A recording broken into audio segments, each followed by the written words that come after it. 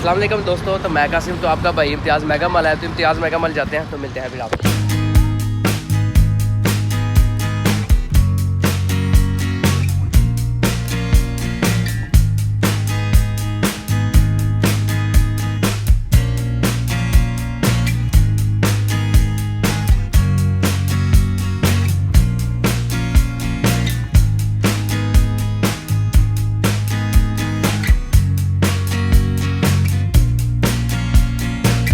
अच्छी लग रही है।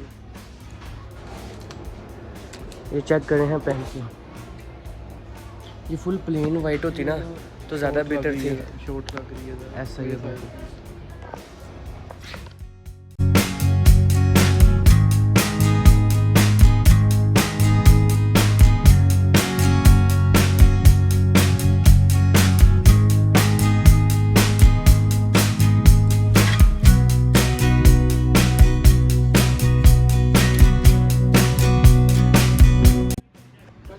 दोस्तों गर्मी काफ़ी थी और आपके भाई ने इम्तियाज़ मेगा मॉल से शॉपिंग वगैरह सारी कर ली है।